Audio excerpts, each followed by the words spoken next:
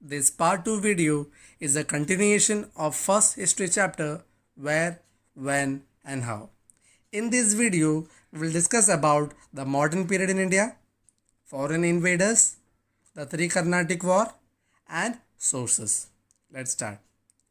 During the time of modern period, Mughal Empire completely declined with the death of Aurangzeb and his successors were too weak, which leads to many changes in the Indian political history.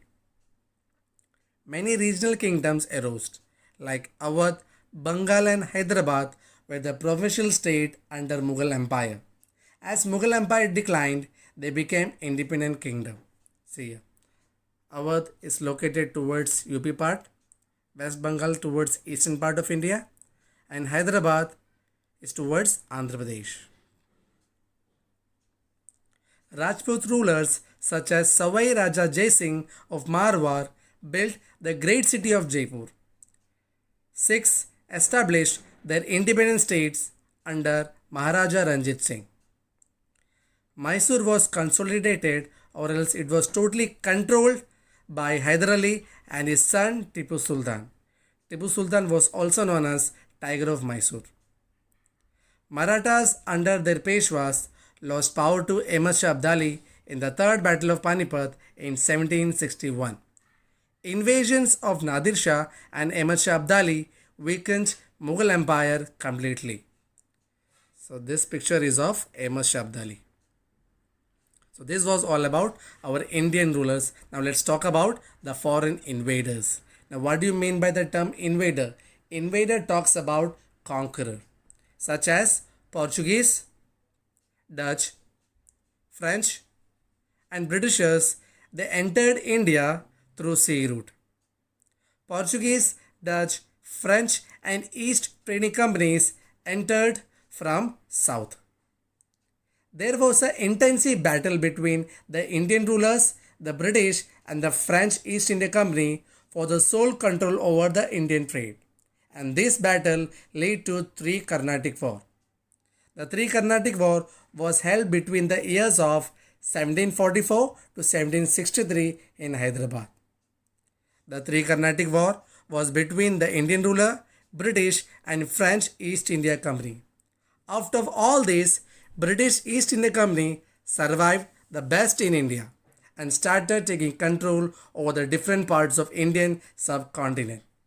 After conquering over Carnatic War, Britishers looked forward to capture Bengal.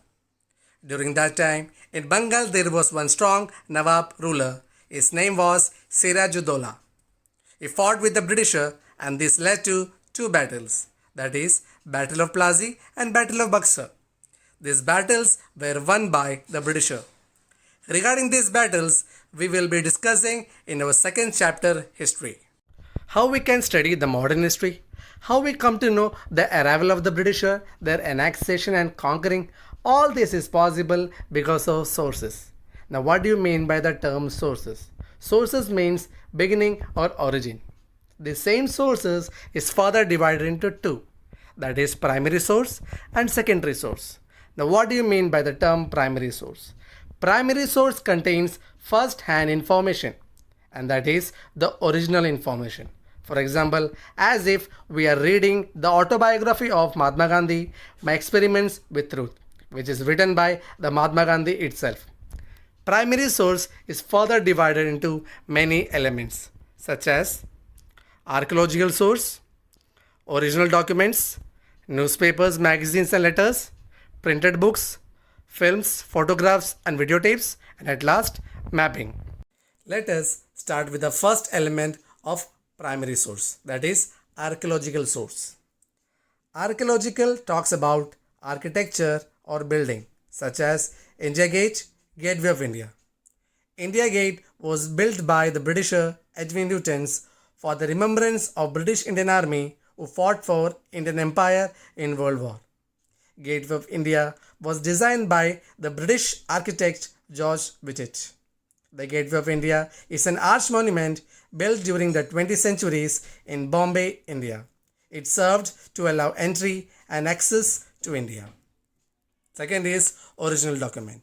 This includes British government orders, letters, reports, etc. This picture is all about the original document that was maintained by East India Company during 1753. Newspapers, magazines, and letters. Libraries and archives are used to store newspapers, magazines, letters, etc. Archives is actually storeroom. See here. British National Library was established in Calcutta, and these libraries were used for storing of records. This is British Indian Archive building. Printed books. Printed books talks about all those information that gives us about the achievement in various fields such as art, literature, medicine, science and technology, etc. Printed books are further divided into two, that is biography and autobiography. Now what is biography?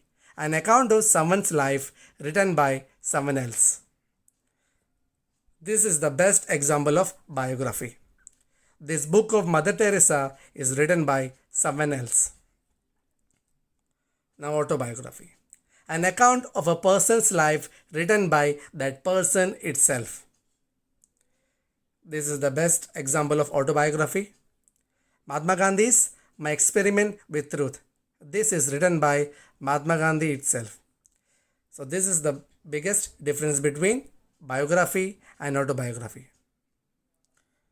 Films, photographs, videotapes. Films and pictures portrayed lives of famous people and events. These movies are available over the internet, are known as digital archives. Then mapping.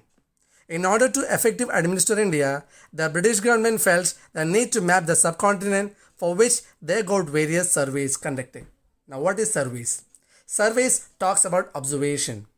Britishers has conducted numerous surveys during modern period because they wanted to know the population of the India, they wanted to know the resources, flora and fauna, topography, etc. James Tennell was the person who has produced a map of Hindustan in 1782. Maps were drawn by showing towns, cities with various flora, fauna, etc. Secondary source is a second type of source. Now what do you mean by the secondary source?